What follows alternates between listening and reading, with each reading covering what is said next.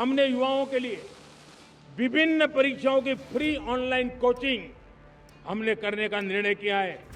Free coaching की सरकारी scheme का बड़ा शोर, लेकिन क्लासरूम का आता पता नहीं। बजट करोड़ों का, लेकिन सिलेक्शन का हिसाब किताब गायब।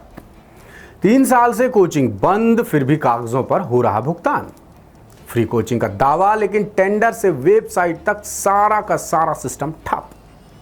सरकार योजना की खूबियां गिना रही है, लेकिन जमीन पर डिब्बा गुल है। बात हो रही है फ्री सरकारी कोचिंग की। क्यों हो रही है? क्योंकि प्रधानमंत्री नरेंद्र मोदी ने 80वें स्वतंत्रता दिवस के मौके पर छात्रों के लिए बहुत बड़ा ऐलान किया। पीएम ने कहा कि सरकार युवाओं को फ्री कोचिंग देगी। पीएम के इस ऐलान के बाद पूरे देश में इस पर चर्चा शुरू हो गई। द सूत्र ने मध्य प्रदेश में पड़ताल की, देखा कि आखिर यहां चल रही फ्री सरकारी कोचिंग्स के हाल क्या हैं। कितना बजट सरकार खर्च कर रही है, कितने छात्र सरकारी नौकरियों में सिलेक्ट हो रहे हैं, कोचिंग चल भी रही है या नहीं, और जैसा दिखाया जा रहा है, बताया जा रहा है, वैसा वाकई में ज़मीन पर है कि नहीं। और सबसे बड़ी बात, फंड जो आ रहा है, उस फंड का इस्तेमाल कहां कहां किया जा रहा है। तो पहले आपको ये बता दें कि मध्य प्रदेश में अनुसूचित जाति, अनुसूचित जनजाति और पिछड़ा वर्ग के छात्रों को फ्री कोचिंग देने के लिए कई योजनाएं पहले से ही चल रही हैं। कुछ नाम आपको मैं बता देता हूं। आकांक्षा योजना, शौर्य संकल्प योजना, सरदार पटेल कोचिंग और प्रशिक्षण योजना के साथ साथ सरकारी परीक्षा के पहले जिसे कहते हैं शासकीय परीक्षा पूर्व प्रशिक्षण संस्थान, इनके कोर्सेज भी शामिल हैं। यानी कोर्सेज की कमी नहीं है और ये सब फ्री कोर्सेस हैं, फ्री कोचिंग हैं जो सरकार उपलब्ध करा रही है। तो द सूत्र ने सरदार पटेल कोचिंग एवं प्रशिक्षण योजना, शौर्य संकल्प योजना और शासकीय परीक्षा पूर्व प्रशिक्षण स्कीम की पूरी पड़ताल की। हमारी पड़ताल में जो भी निकलकर सामने आया वो जानकर आप चौंक जाएंगे। तो सबसे पहले बात करते हैं सरदार पटेल कोचिंग एवं प्रशिक्षण योजना की, क्योंकि इसके हाल बहुत बुरे हैं दोस्तों। तो ये योजना क्या है, कब शुरू हुई, पहले ये जान लेते हैं, फिर इस योजना के हाल भी आपको हम बताएंगे। प्रदेश के पिछड़ा वर्ग और अल्पसंख्यक युवाओं को फ्री कोचिंग देने के लिए ये स्कीम 2020 में शुरू की गई थी। इसके तहत नेशनल लेवल पर क्लैट यानी कॉमन लॉ एडमिशन टेस्ट के साथ नीट जैसी दूसरी परीक्षाओं की भी तैयारी करवाई जाती है। मौजूदा वक्त की बात करें तो इस योजना के लिए साल 2025-26 का जो बजट था वो भी भारी भरकम था और 26-27 का बजट है 17 करोड़ 25 लाख रुपए। दावा है कि प्रदेश के 10 संभागों में 4500 छात्रों को फ्री कोचिंग दी जाएगी, लेकिन ये योजना फिलहाल काम नहीं कर रही है। ये हमारी पड़ताल में पता चला है। इसकी वजह पर आते हैं। वजह है सरकार की शर्तों पर प्राइवेट कोचिंग संस्थानों की दिलचस्पी ना होना। क्या शर्तें हैं वो हम बाद में बताएंगे, लेकिन इसका इम्पैक्ट आपको बता देते हैं। वो ये है कि सरकार की शर्तों की वजह से बीते 3 सेशन में कोचिंग ही नहीं लगी हैं। यही सरकारी टेंडर की शर्तें इसी वजह से, क्योंकि सरकार इस योजना के तहत टेंडर जारी करती है। प्राइवेट कोचिंग संस्थान टेंडर मिलने के बाद ऑफलाइन तरीके से बोली लगाते हैं, लेकिन कोविड के बाद से हालात एकदम से बदल गए। कोचिंग संस्थान ऑनलाइन मोड पर चले गए और सरकार आज भी छात्रों को ऑफलाइन ही पढ़ाना चाहती है।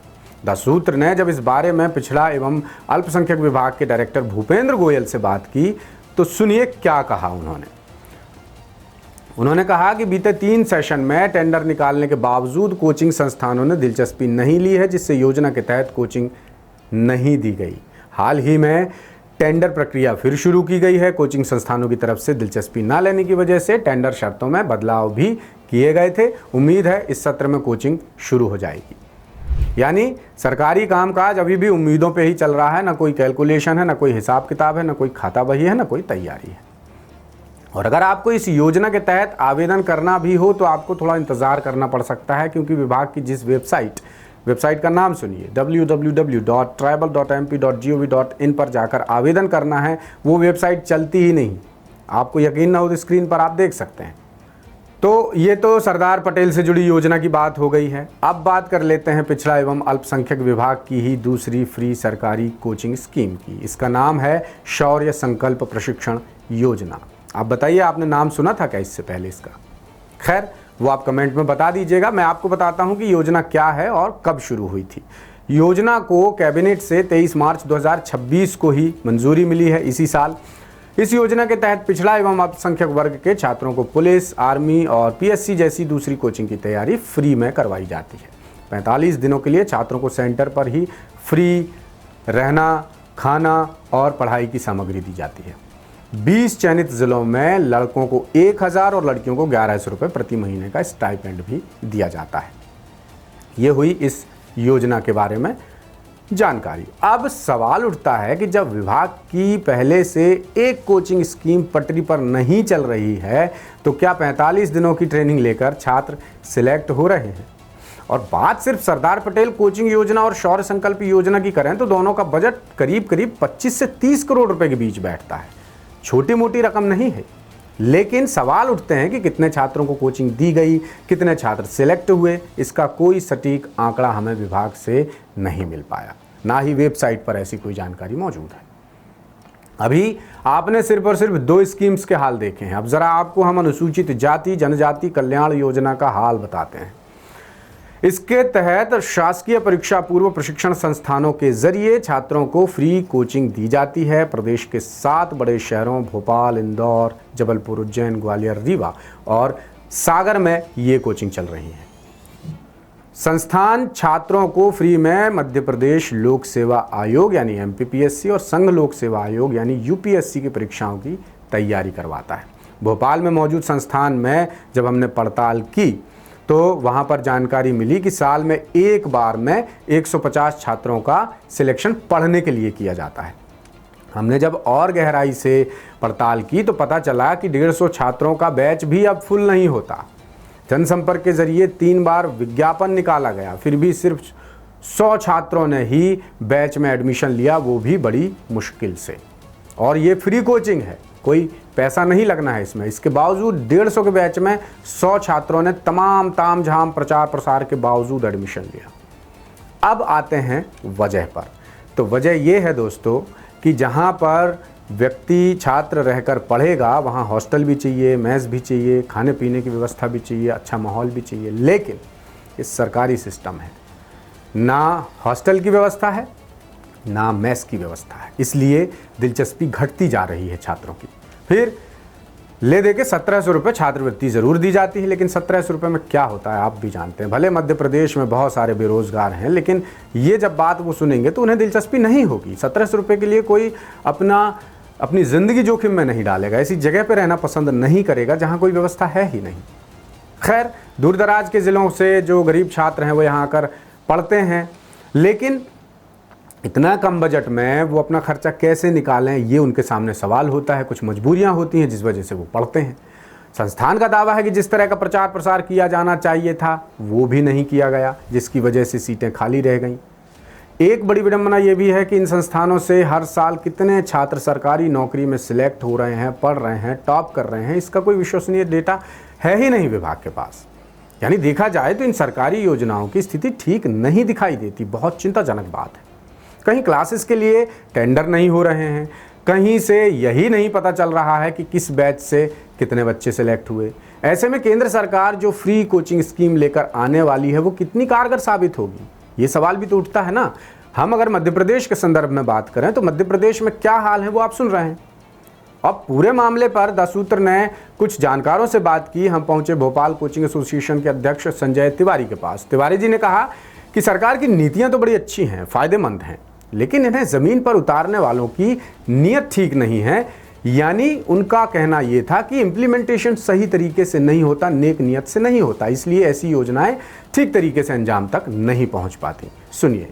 अभी 3 साल से ये टेंडर प्रॉपर हो नहीं पा रहा है और मुझे ऐसा लगता है कि टेंडर को निकालते तो हैं लेकिन शायद इम्प्लीमेंट करने की मंशा नहीं होती है। क्योंकि एक समय था जब 6 मेंबर टीम बनाई गई थी, उसमें डायरेक्टर भी थे जो कमिश्नर भी रहते हैं कई बार, वो भी थे और ऐसे 5 सरकारी अधिकारी और एक मेरे को भी उन्होंने शामिल करा था। उसमें हम लोगों ने गाइडलाइन भी बनाई, सब करा, काफ़ी अच्छे से चला। और ओबीसी की 50-51% पॉपुलेशन है, उसके साथ कहीं ना कहीं अन्यायपूर्वक काम हो रहा है। क्योंकि हमारे यहाँ के मंत्री भी ओबीसी हैं, चीफ मिनिस्टर भी ओबीसी हैं और इस तरफ बिल्कुल ध्यान नहीं है। युवाओं पे ध्यान देना, उनकी कोचिंग स्कीम्स को ध्यान देना, इसमें 6-7 करोड़ रुपए पहले बजट आता था, आज मेरे हिसाब से 17 करोड़ के आसपास बजट है। इतना बजट होने के बाद भी इस बजट को लैप्स किया जा रहा है 3 साल से, बहुत ही गलत बात है। हम लोग चाहते हैं कि हर जिले में प्रॉपर कोचिंग चले, हर जिले में अच्छी कोचिंग से उनको आप सिलेक्ट करें, उनसे आप सिलेक्ट करके पढ़वाएं, क्योंकि जिसका जो काम है वो ज़्यादा अच्छे से कर सकता है एक्सपर्ट वे में।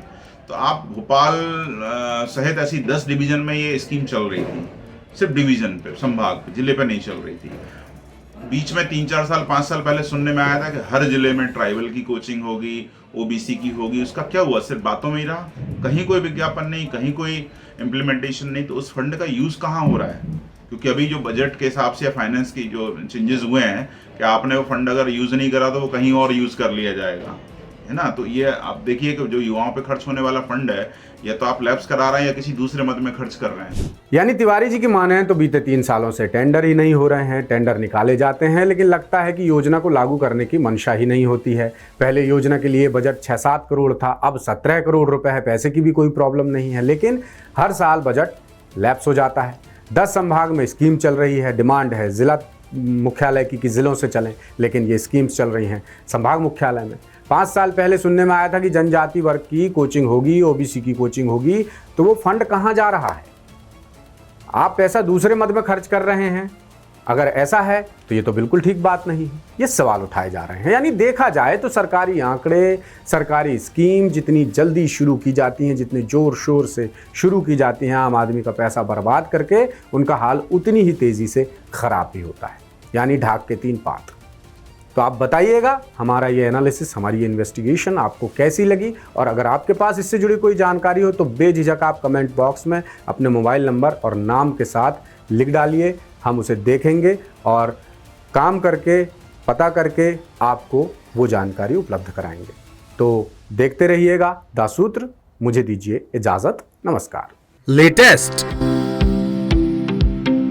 इन्वेस्टिगेटिव और इन डेप्थ खबरें देखने के लिए ज्वाइन कीजिए दासूत्र का व्हाट्सएप चैनल, सब्सक्राइब कीजिए यूट्यूब चैनल, लाइक कीजिए फेसबुक पेज और पढ़ते रहिए www.dasootra.com।